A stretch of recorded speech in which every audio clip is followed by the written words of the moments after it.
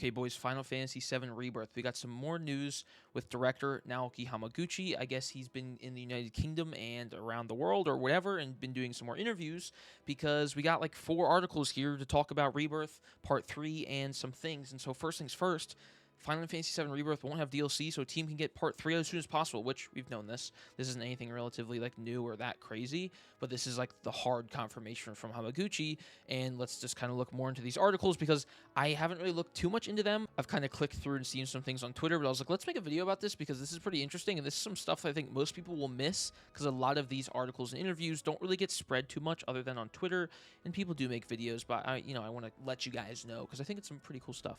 So Final Fantasy VII Rebirth stands as one of the biggest titles of 2024. It's nominated for multiple Golden Joystick Awards and Game of the Year at this year's Game Awards, which the Golden Joysticks were earlier today, and I think they won like 4 awards, which is pretty damn crazy. So congrats to Hamaguchi, the whole team, Brianna White, Cody Christian. But I guess the second chapter of the Ambition Remake trilogy, fans have been curious to see whether they can expect any DLC in the way of the team at Square Enix had a new chapter like Yuffie DLC for Intergrade, and it seems like that's not going to be the case. We're really putting all of our efforts into getting the 3rd game out as quickly as we can. So for the moment, that's all we're focusing on at the time. That's that, and that's not really shocking to me, or I don't think really anybody, and I think everybody could kind of be happy about that. All right, next we got FF7 Rebirth director on 2 surprising things he changed for Part 3 of the trilogy. All right, so once again, talking about they sat down with the man himself and what he'd changed for Part 3 of Remake. Speaking candidly to the Daily Star, Hamaguchi said for that most part, he's pleased with the reception of Rebirth. Okay, as I think most people are. I think that what we did with Rebirth, the structure of the game, the balance of everything in it was very good, and it was received very well by the fans. That's true, most of the fans, I think. So I don't think there's any need for major changes there really. One thing perhaps that may need looking at is that there are a certain number of people who said there are too many mini-games. Okay, okay, so they hear that, which makes sense, and ultimately I can see their point of view, but I do think we made the right decisions in terms of the breadth and the volume of content for minigames, which I agree. I think there were a lot of minigames, but at the same time, like, you could do them or not do them, and that doesn't give an excuse to make them bad or an excuse to say let's just have a shit ton of them, right? That's like but I think that a majority of them you could do once, you could redo again if you had to play the main story, or I think you could even skip them, like the dolphin one. I think you could skip if you replayed the main quest of Rebirth, and so I don't really, obviously the more different types of content, the more minigames you put into a title, the more likely is that people will like some. Okay, so yeah, it's like, I've said this in my review of Rebirth, and I was like, there's going to be so much stuff that there's bound to be 1 or 2. It is like literally, it is impossible to make a game or make any sort of media or anything in general when you have so much of a certain thing. Like, it's just bound to have good, bad, and really, really bad, right? And that's the mini games in Rebirth. Like, there's lots of good ones, there's lots of okay ones, and there's lots of shit ones, or at least there's a couple shit ones. And like, that's just how it is with literally anything. If they were managed to pull off and make like, I don't know how it was, like 15 really good ones, right? I that's just kind of impossible, or at least that would be mind-blowing that they were able to do that. So I think the reception is pretty equal, or pretty, like, it makes sense. I think he's probably right on the money where some people didn't like him, some people didn't, and because there's so much, it's, like, obviously that's going to be the case. And like I said in the fucking review, bro, that I made, like, it's sheer, like, the quantity of anything, there's just going to be more likely chances for stuff to fucking suck ass, which I played Original 7 like a couple weeks ago, so check out the second channel if you want to watch the playthrough and my reaction to that. And bro, goddamn Fort Condor sucked in the original game, and there were a lot of mini games in the original game, mostly at Golden Saucer, which once again they did in Rebirth, but holy shit, Fort Condor was so bad. Thank God they made Fort Condor good in Part 1 and Part 2, bro. Oh my God. All right, boys, so this is the one. This is the fat article. This is the one I originally saw, and I was like, okay, we got to make a video on this. So this has got a lot of information. This has some stuff about the ending, so let's just hop right into it. There's no reason to kind of like wait for it. FF7 Rebirth Hamaguchi said he deliberately intended for the game's ending, the fate of Aerith, to cause debate and keep players guessing until the trilogy's forthcoming conclusion, which, by the way, this is story spoilers for Rebirth, so if you haven't beat the game, click off the video or click to the next part, which may be in the little bar on the bottom, but I don't really know what if I'm going to do after this. So speaking to Eurogamer, Hamaguchi discussed fan reaction to the game's divisive ending and how he wanted to avoid fan service with its development. Okay, there's a danger there. There was definitely a trap, he said, with regards to Aerith's fate. With the original game, I was just a fan, so obviously he played the game when it came out, in 97, bro. 1997, 31 years later. I think Hamaguchi's like 30 something, he's a kid, man. He was like 10 when he played that shit. I played the game when I was younger, and I've got my perspective on that scene as just a single fan. I felt if I made a decision and it has to go in this direction, I'll have to do it this way. That would be very much make it a fan-driven thing, maybe make it more like fan service. I kind of want to avoid doing that. I think he's kind of stated that before. He stated, I think, a couple months ago or right after Rebirth came out that he wanted to make it not a fan servicey thing or make it not something that he wanted or he desired as a fan, because I think he said something almost exactly this, where he played it as a kid, and this is a team of people who worked on the original who also played it as a kid, so there was mixed opinions, and he wanted to make it feel like it was true to the story. As a result, Hamaguchi took a backseat to the original creators, Nomura, Kitase, Nojima. That's not really too much new information for us. So Mr. Kitase often says Hamaguchi continued that he really wanted to create that kind of debate and speculation after the game and moving through to the third game, that people keep talking about it up until they do see the final conclusion. In that sense, I think we probably have achieved exactly what he wanted to do there, and I'm very satisfied with that because people are still talking about it, which is true.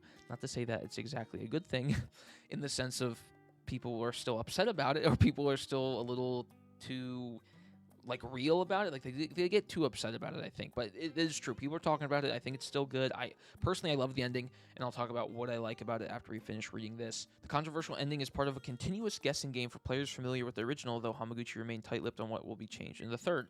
The important thing is that the player will wonder whether it's going to change or not, he said. So if it was all exactly as it was in the original storyline, you'd know exactly what was coming. There'd be no anticipation. There'd be no excitement for people who have played the game. They'd know exactly what's coming next. It wouldn't be a fun experience. It might be nostalgic, but it wouldn't be a fun experience. Okay, so this is exactly what I said once I beat Rebirth. And I know this is controversial because a lot of people want it to be the exact same thing, just better visually.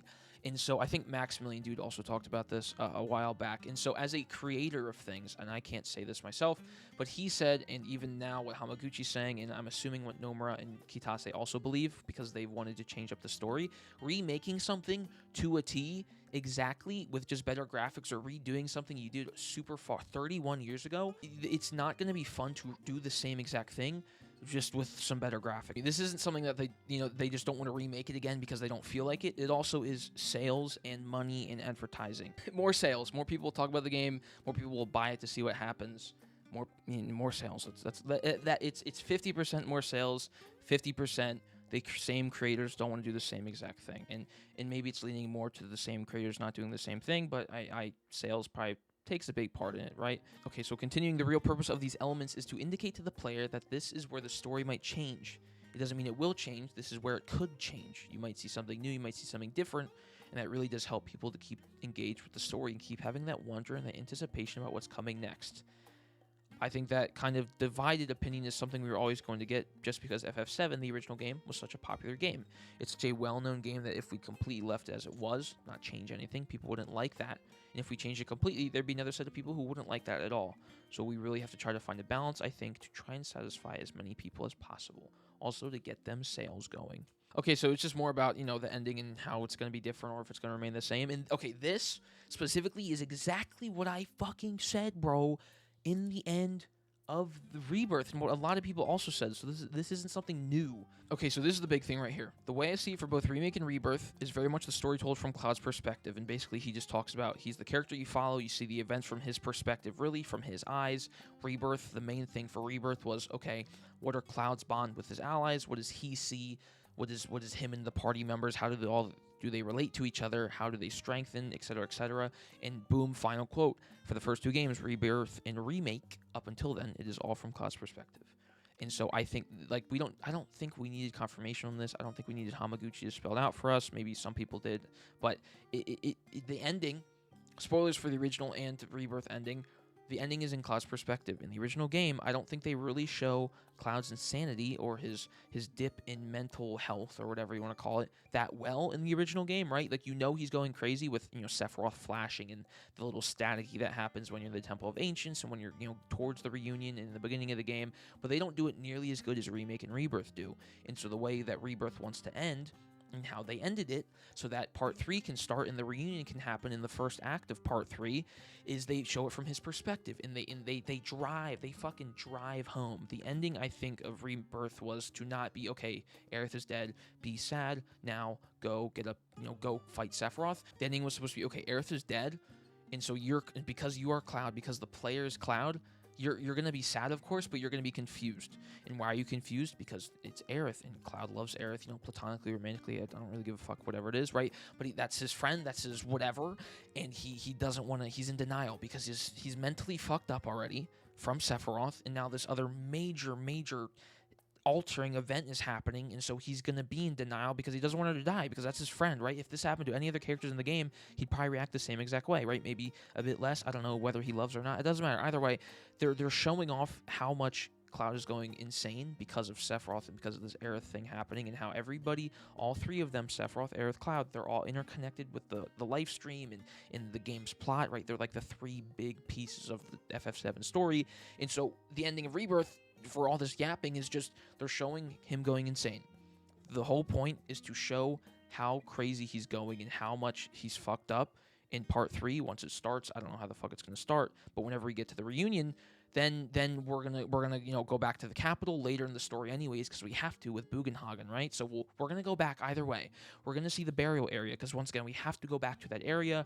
We're gonna see it because I don't think they would cut that out, because it's like a majorly iconic scene, right? So they're gonna show that whenever Cloud gets himself back, and whenever we go back to the Forgotten Capital with Bugenhagen, they'll probably show it, or Cloud will like finally come to terms, be like, oh my god, like this is what happened, and now I finally realize it, right? So I don't think there's any issue or any problem with how they handle the ending, at least personally. I get why people don't like it, and the Zack stuff I think is not done very well. Actually, that's my major complaint of Rebirth, and it still is, almost 9 months later. But that's pretty much it. There's all the articles, so a lot of yapping, a lot of stuff.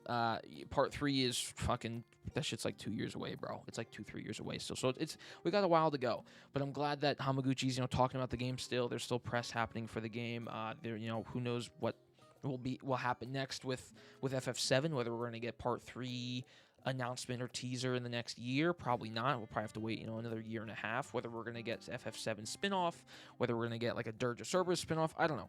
Either way, there's the news. Hopefully you guys enjoyed it and you thought it was interesting. And yeah, see ya.